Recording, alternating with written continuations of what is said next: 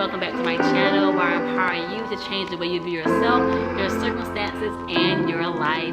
Again, as the title states, I'll be continuing to tell my story about how I overcame depression using 4 actionable steps.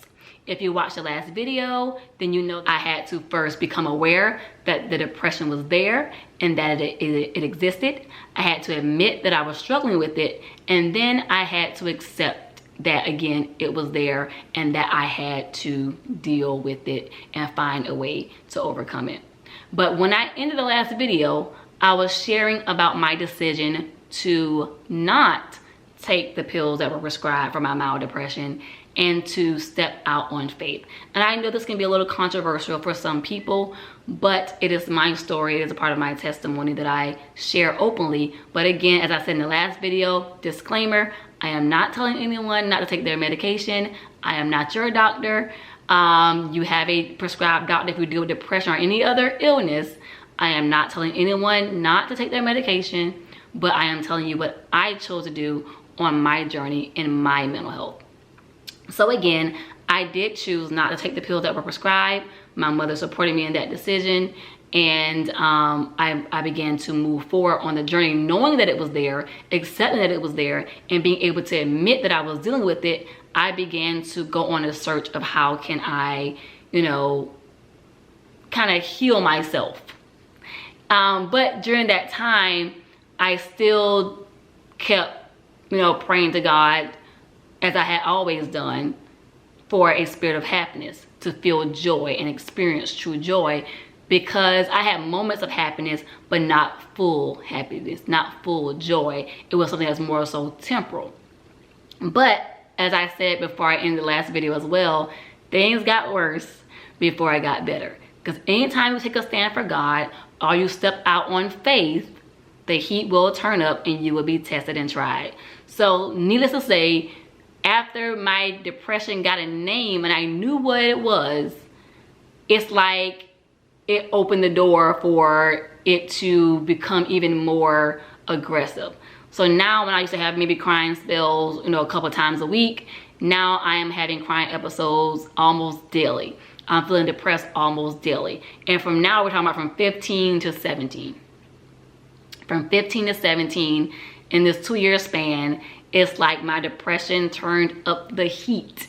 And I'm like, it's like everything, and it was getting harder to manage and harder to control with the crying.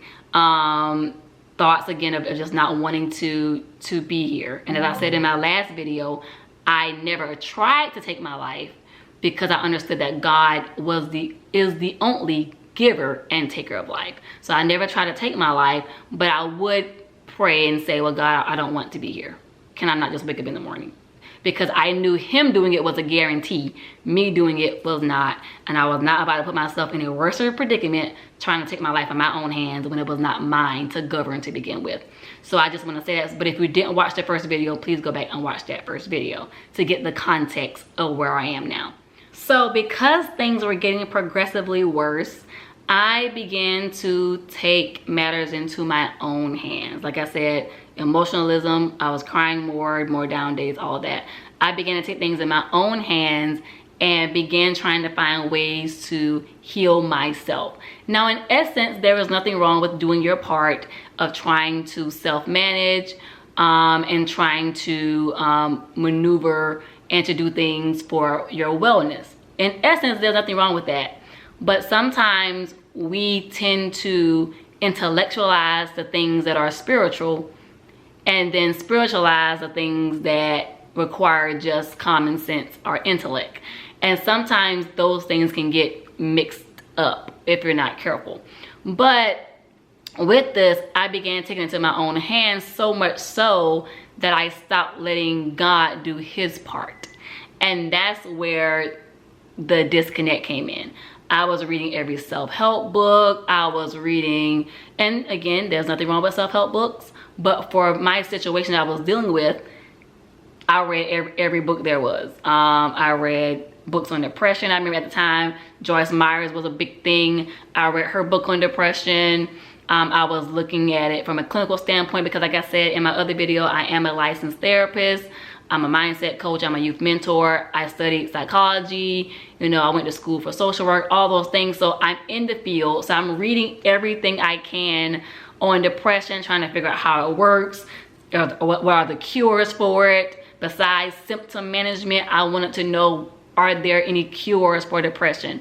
They had different herbs and different things. So I was looking at different things, or looking into a lot of different things, and I was desperate to fix me.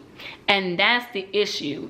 It wasn't so much that I was trying to self-manage, it's that I began trying to self-manage without God, because I kind of put him on the back burner. Cause I kind of stopped. I still was kind of asking God to, hey, you know, move this, but I became desperate because, again, I was spiraling. I became desperate trying to find ways to fix me. I'm grasping at everything. So I began reading everything on depression, studying it, looking up. Again, anything that said depression, I was like gravitating to it, trying to find a way to repair myself. But again, during this time, I'm still like, God, why you ain't doing it yet? Why you ain't doing it yet? But I had to realize that I had taken it out of his hands completely and put my hands all in it. And it was no more about, hey, let's do this together. It was about me trying to prove to myself that I'm in control. I got this. The same way I thought I was in control before I went to the doctor at 15 to find out, girl, your whole thought of life was messed up. You fed the lie the enemy gave you, made you think that this was something that you were supposed to accept when it wasn't. You're not in control. So now again, I'm finding that I'm not nowhere in control of anything. It's spiraling out. Again, I'm grasping at straws, trying to fix myself. And again, this is happening from the age of 15 to 17. I'm on the spiral. And so I'm like, God, like, what more do I need to do? And at this time, I had another heart-to-heart with God. I had one with him at 15. Here I am at 17, talking to God again. I'm like, God, look, I have done everything in my power. And catch the words, I have done everything in my power to fix this. I've been trusting you, which I really wasn't trusting him. I thought I was trusting him, but I really wasn't. I was trusting him on the front end and still trying to do the work on the back end. And many times that's what we do. We say we give something to God and we go back and pick it up and try to carry it and fix it ourselves. We lay our worries to him. Later on, we pick it up and we're worrying about it again. So really what this stage of my depression journey was teaching me was just really to walk and stand in faith. And again, I know this might be a little controversial for some people, but that's okay, because again, this is my testimony and how God, again, allowed me to overcome depression via this way. But mind you, this is just the second strategy. The first one was in the first video. This is the second one. So the second one did involve, again, prayer and knowing what was outside of my control and being willing to relinquish that control and give it completely to God. As the serenity prayer says, but matter of fact, let me look it up so I can quote it properly. The serenity prayer. And the serenity prayer says, God, grant me the serenity to accept the things I cannot change, the courage to change the things I can, and the wisdom to know the difference. So that's what that prayer says. But again, many of us have heard that before. But for me, I was trying to do it all. And I'm like, well, God, I know you're going to do that. I know you're going to do it. But I wasn't allowing him to do it.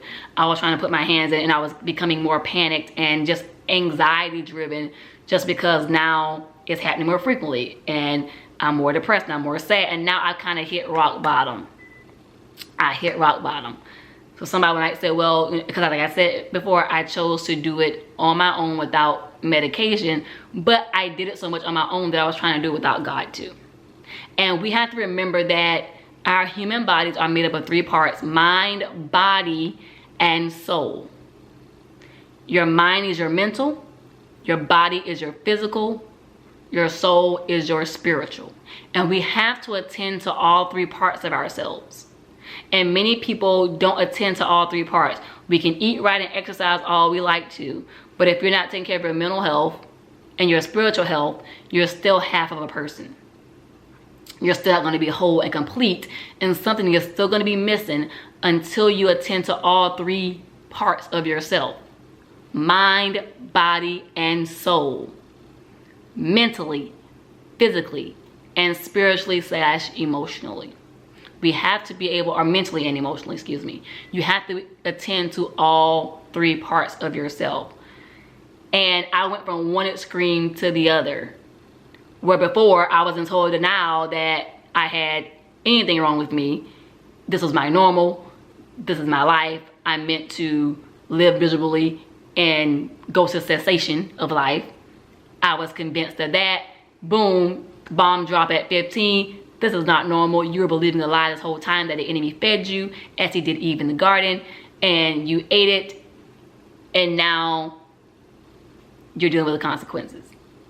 So again, from that time, 15 to 17, I'm going through this journey of how can I fix me? How can I fix me? How can I fix me? How can I fix me? When the answer was, I can't physically fix me, because if we could all fix ourselves, we would be fixed already. Whatever issue we have today, we wouldn't have it tomorrow if we could just magically snap our fingers and it's done. But I do feel we have a part to do, but we still have to do it in tandem with God and not without him. And so I hit rock bottom, and I'm like, God, I have done everything in my power. I don't know what else you want me to do. I have done it all. Like, I am just not, I don't know what else you want from me at this point. And me and God had a little tiff, and I'm like, God, I don't know what else you want from me at this point. I have done everything I know to do. And so for a period, I kind of was a little bit angry with God a little bit, because I'm like, why haven't you done this yet? And somebody said, well, what does that have to do with your depression? Because I was upset with God that he hadn't moved it yet. Because I never doubted his ability. But it's like, why haven't you done it? Are you not willing to do it? Like, what are you waiting on to do this? And I became angry with him, and me and him had a split for a minute. Like, I kind of turned away from him for a moment. I'm like, well, if you can't do this for me, like I told you in my first video, I told God, if you can't do this, then why am I serving you? Why am I surrendering to you? Why am I giving you all of my life if you can't give me this one thing to give me happiness in life, the life you gave me? So now I'm at a crossroads with that. And so I am now at this point where I'm like, well, God, apparently you don't want to do it. You know, you haven't done it. I've been, you know, doing everything in my power to, you know, honor you and to put you first and all the right things. So now, if you can't do this for me, then I don't think I need to continue this journey with you. And at that point, I made a decision, what the saints would say, you know, you kind of, you know, went back into the world, you backslid, you know, as they would say. Anytime you turn away from God, that's what it's called. But I told God, like, hey, I'm not being rocking no more. Like, I don't know what to do with this. But walking away from God made me realize why I needed him. Because definitely after I walked away from him, things amped up 10 times more. And that's a whole nother story for another day. But walking away from God, I quickly realized that I need him even more. The same way I realized that I needed him when I was 5, when I was 6. The same way I realized that I always needed him, I had to come back to him. And I came back to him with fasting and prayer. And I said, well, God, I walked away because you didn't do this thing for me. And I need this. I need this. And it was a period of about 3 months of just me fasting, praying, pouring out my heart to God, crying before him. And now I wasn't even crying to him just to heal me anymore. I was crying out because I needed him. And many times we want God because we want what he can give us, but we don't desire him. But when I got back to desiring him, after that, about 3 months or so, and like I said, I can't really tell you the exact time frame, but I know it was at least 3 months straight.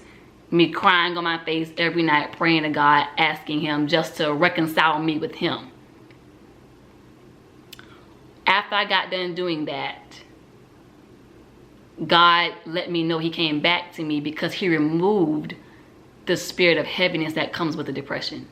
And I knew at that moment I was delivered from depression. And because I would hear people talk about all the time that, you know, when, you know, God saved them or God delivered them, the sky looked brighter, the grass looked greener. And I would hear those testimonies. I was like, them people lying. The grass the same color every day, the sky blue every day. But for me, my sky always had a dark tint over it, because I always viewed life through a tinted lens because of the view of the depression. Everything was dark.